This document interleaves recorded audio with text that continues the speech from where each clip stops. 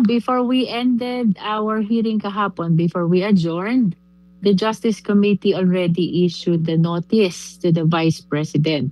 That is for her to file her answer within the period of non-extendable 10 days, calendar days. No? Itong sagot ng ating Vice Presidente, aside from they need to be filed to the Justice Committee, copy of which needs to be furnished as well to the complainant. And in that case, from receipt by the complainant of the copy of the answer, they are given a period of 3 calendar days within which to file their reply. No? Dapat i-furnish din nila ang Vice President. And in that case, the Vice President naman, from receipt of that reply, is given as well a period of 3 calendar days to file her rejoinder. Ang tawag natin dito, DJ, responsive pleading. Reason is nagsasagutan sila. From complaint, may answer si VP. From answer, mayroong reply si complainant. And from reply, may rejoinder si VP. No? Ang tawag ko dito, DJ, is step 3. And as a matter of fact, dito sa step 3, dito na rin sinasubmit yung evidence ng both parties, complainant and respondent.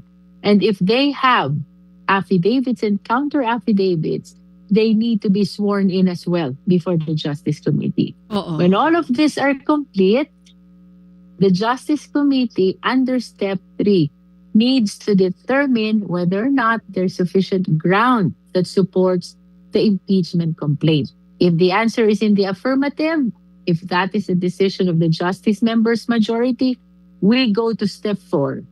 Step 4 is the hearing proper. Dito natin tatawagan ang complainant, ang witness, and even the respondent. Maraming nagtatanong, DJ, what if the respondent doesn't show up? What if the Vice President doesn't appear before the Justice Committee?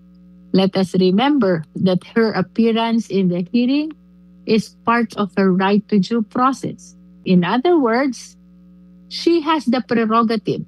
She has the option. She has the choice whether to come or not to come. No? If she doesn't come, it will be interpreted merely as a waiver of her right to be present during the hearing. Pag natapos na lahat ng parties dito sa hearing proper, we go to step 5. In step 5, the Justice Committee will vote on whether or not there is probable cause that supports the impeachment complaint. That is why, DJ, ito ang dahilan, Manong Ted, why I compare the proceeding before the Justice Committee to a preliminary investigation in an ordinary judicial proceeding. No? Para kami mga fiskal, nag-PPI, the quantum of evidence required is probable cause, and whatever the decision is of the Justice Committee in step 5, isusulat namin yan sa committee report. And that committee report is subjected to the approval of at least 1/3 of all the members of the House of Representatives. No?